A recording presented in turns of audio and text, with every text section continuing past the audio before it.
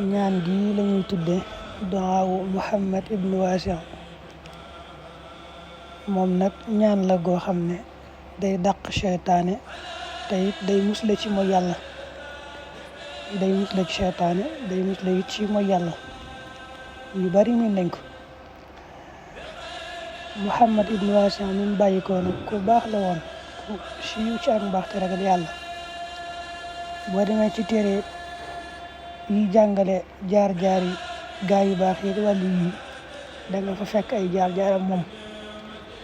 téere bu mel ne Hilyatul Awliya te Abu Nuaym al Asfahani taalif ko, wala téere bu mel ne Taarixu Dimashq ibnu Asakir moo ko taalif, wala téere bu mel ne Siyaru A'laami Nubala te Alxaafis Shamsuddin Al-Dhahabi taalif ko, wala Tabaxaatul Kubra bu Cheikh Sha'rani, wala Tabaxaatu Suufiya bu Cheikh Manawi.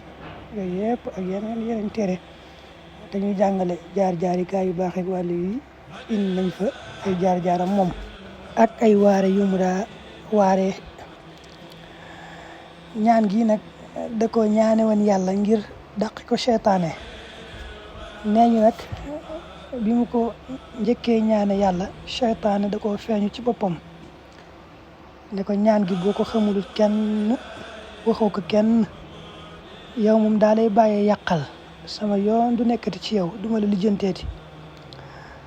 kooku ne ko Muhammad ibnu Wasi ne ko kon day da nga ma yàqal, defal lu la neex, ndax ku ma gis rek ku ma ko mën a xamal rek danaa ko xamal ñaan gii. nettali boobu bari na téere yu bari yu mu ñëw. sëriñ bi indi na ko ci xasida Safinatul Amaan boobu nga xam ne ay ñaan dong la, indi na ko ca biir. yax ba nekk ci Safinatul Amaan bañ ci gis sax moom ngeen gis noonu.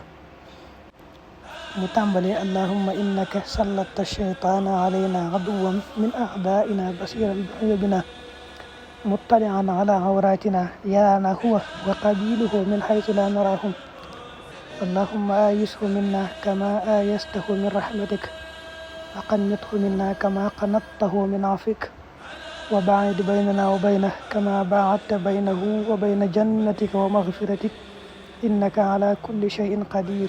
foofu la yam moom nag des na ko jàng nag suba ak ngoon ñetti yoon ni ma ko waxee, di ko musloo saytaane ak it day musle it ci mooy yàlla.